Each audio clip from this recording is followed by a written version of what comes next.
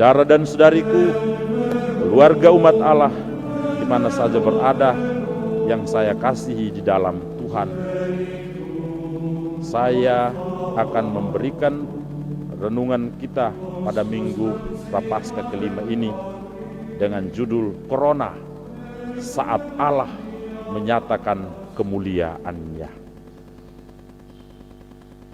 Kita sedang berhadapan dengan wabah virus corona yang mematikan. Dunia seolah mengheningkan cipta. Logika manusia seolah kehilangan daya setelah menyaksikan akrobat cepat tapi mematikan virus viral yang menggoncang manusia di atas muka bumi ini. Hati dan rasa kita manusia seolah tak sanggup melihat ribuan jenazah terkubur tanpa didampingi sanak keluarga. Banyak tenaga medis pun jatuh berguguran setelah berjuang ekstra berperang melawan virus berbahaya ini.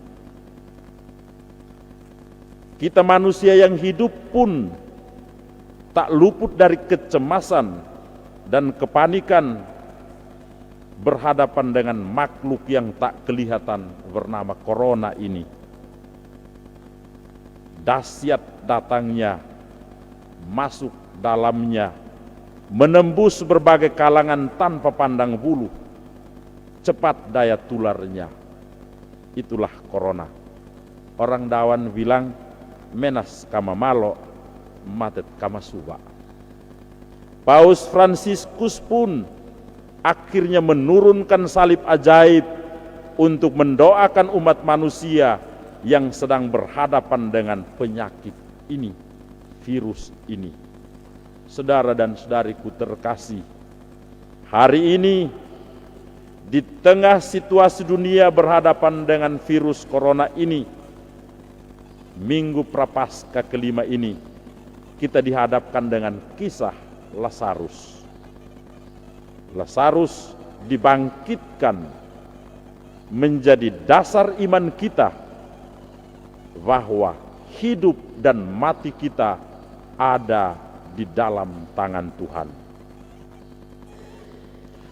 Berita mengenai Lazarus yang sakit keras pasti akan meninggal dalam waktu dekat tidak membuat Yesus segera datang. Yesus justru masih tinggal 2 hari di tempat ia berada. Pertanyaannya, apakah Yesus sengaja dan malas tahu tentang kejadian ini padahal sudah diberitahu? Jawabannya seperti ini. Logika Yesus beda dengan logika manusia. Yesus sedang berhadapan dengan orang banyak yang tidak percaya. Dengan demikian, ada kesempatan baginya untuk menyatakan kemuliaan-Nya dan mewahyukan diri. Memang setiap mujizat yang dilakukan bukan untuk menyelamatkan orang secara fisik belaka, melainkan dan terutama menjadi sarana untuk menyatakan diri agar orang mengenal siapakah Yesus, agar orang mengenal dan percaya kepada Yesus. Saudara dan saudariku terkasih, Maria yang datang menyongsong Yesus menyayangkan keterlambatan Yesus datang, sehingga Lazarus sudah dikuburkan. Dialog Yesus dan Marta menunjukkan Marta masih belum percaya kepada Yesus yang memiliki kuasa untuk menghidupkan. Karena menurut Marta, hanya Allah yang mempunyai kuasa. Marta belum percaya kepada Yesus. Tetapi di sisi lain, Marta juga nampaknya ada di dalam dirinya kepercayaan sehingga ia memohon untuk didengarkan. Tuhan, sekiranya Engkau ada di sini, saudaraku pasti tidak mati. Kalau hanya sakit keras atau menjelang mati, pasti Yesus berkuasa menyembuhkan, seperti terjadi pada mujizat-mujizat penyembuhan.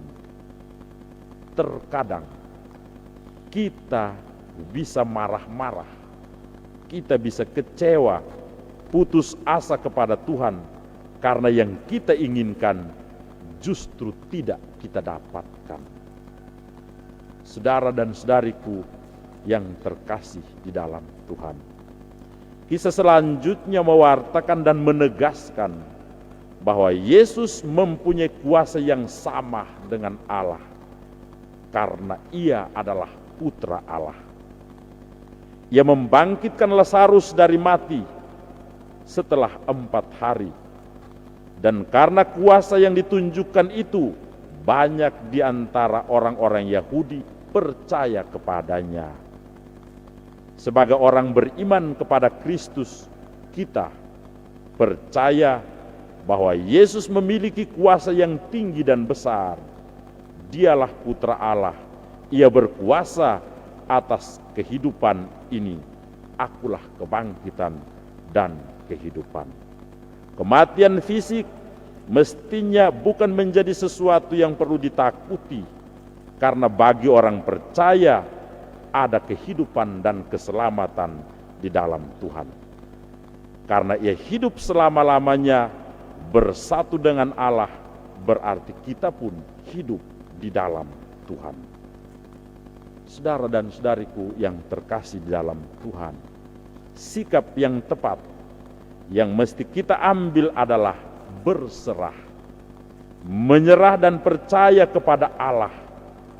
Selama masa prapaskah kita ini, kita mesti membangun dan mengembangkan sikap ini, berserah kepada Allah. Masa prapaskah kita ini menjadi saat berserah, saat retret agung ini. Kita retret agung di tengah wabah virus corona. Sebagai orang beriman, kita yakin inilah saat Tuhan menyatakan kemuliaan-Nya. Tidak biasa kita berhadapan dengan peristiwa kematian yang begini banyak dalam satu waktu. Tidak biasa. Tuhan ingin menyatakan kemuliaan-Nya lewat peristiwa ini. Tugas kita adalah berdoa. Tugas kita adalah berserah ke dalam penyelenggaraan Tuhan. Kita diajak untuk beriman secara cerdas. Pemerintah menghimbau kita, gereja menghimbau kita, betapa bahayanya virus berbahaya ini, virus dan penyebarannya yang luar biasa. Kita percaya di dalam Tuhan tidak ada badai yang tetap dan abadi. Di dalam Tuhan badai pasti berlalu. Di dalam Tuhan ada rahmat di dalam badai. Waktunya akan tiba sebagaimana Injil mengatakan, bukalah kain-kain itu dan biarkanlah ia pergi. Yesus mengatakan ini, bukalah kain-kain ini dan biarkanlah ini pergi. Saat keselamatan Tuhan akan datang, kuncinya untuk kita percaya dan berserah kepadanya. Atas dasar ini, kita sama-sama mengaku iman kepercayaan kita kepada Tuhan, karena kita percaya Tuhan membantu kita.